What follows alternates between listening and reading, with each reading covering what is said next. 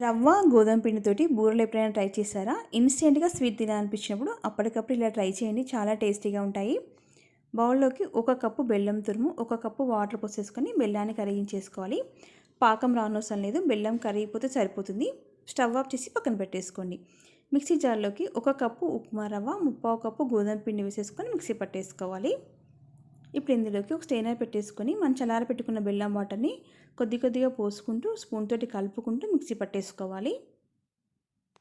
ఇలా మిక్సీ పట్టేసుకున్న బ్యాటర్‌ని ఒక బౌల్‌లో వేసేసుకొని ఒకసారి కలిపేసి మూత పెట్టేసి ఒక 10 నిమిషాలు పక్కన పెట్టేసుకోవాలి. అప్పుడు రవ్వ చక్కగా నానిపోతుంది. 10 నిమిషాల తర్వాత చూడండి చక్కగా రవ్వ నానిపోయింది కదా! ఇప్పుడు ఇందులోకి 2 స్పూన్ల వాటర్ పోసేసుకొని కొద్దిగా ఇలాచీ పౌడరు, వంట సోడా, నేతిలో వేంపిన ఎండు కొబ్బరి ముక్కలు, ఎండు కొబ్బరి ముక్కలు వేయడం వల్ల బూరెలు తింటూ ఉంటే మధ్య మధ్యలో తాకుతూ చాలా టేస్టీగా ఉంటాయి. కంపల్సరీ వేసుకోండి. ఒకవేళ పిల్లలు వద్దంటే స్కిప్ చేయొచ్చు.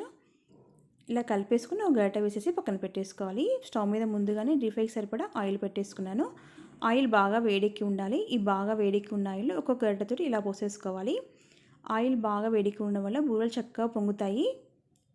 వాటంతట అవే పొంగుతాయి. ఇప్పుడు రెండు వైపులా తిప్పుకుంటూ మంచి గోల్డెన్ బ్రౌన్ కలర్ వచ్చే వరకు ఫ్రై చేసేసుకొని సర్వ్ చేసుకోవడమే. అంతేనండి. ఎంతో టేస్టీ రవ్వ గోధుమ పిండితోటి బూరెలు రెడీ. చాలా టేస్టీగా ఉంటాయి. కంపల్సరీ ట్రై చేయండి. ఈ వీడియో నచ్చితే లైక్ చేయండి, షేర్ చేయండి. Thanks for watching. Subscribe please.